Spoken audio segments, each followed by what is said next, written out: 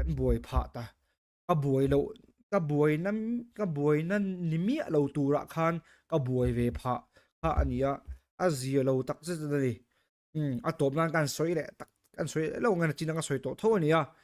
e helai muna hianin à kalung olo na chu mi ina keima amo lo ti tu te le à youtube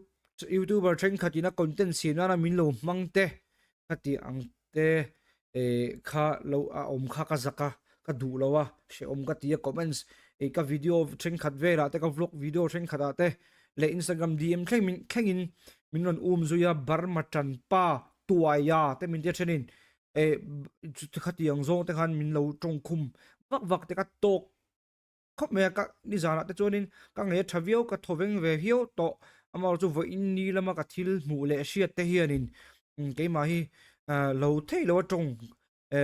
kam tong ron tong ngain min siama ka tot ve mup mup mai ni tikha chu wang ani ya e ron ka ron soi ve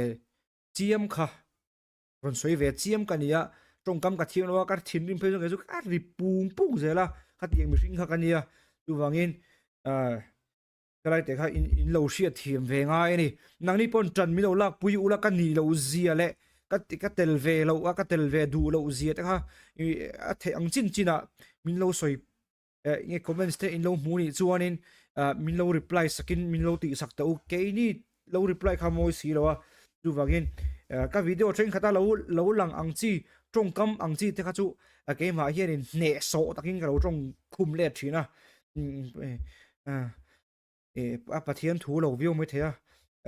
tong kam man te bo kha ma sela ke su kan na sa ni di pi king tu le ma kan ni lo mishing hei ti ve mai hi kan ya mi musit tur le bar maral tlan lo musit ang chi ta mo bar ma mi lo musit ma kan ni lo ka tiang zo a kha chuan mi musit turin ma hi min musit zo ro ti ba chu ni ting ba chu khin tur pon om lo mà sẽ ý thil papa video lâu đã rất hiếm lâu lệ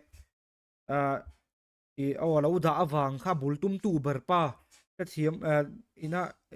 lâu đã chen khát lâu rất hiếm lâu lút tục lệ cái mà amo lâu tia mình ron chir the chim i boy lâu na tura lâu nuk lu cho nên mo poi takan ni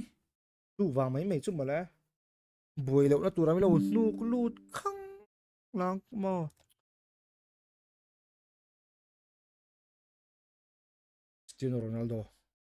Cristiano Ronaldo poi rilu ha ve ta bang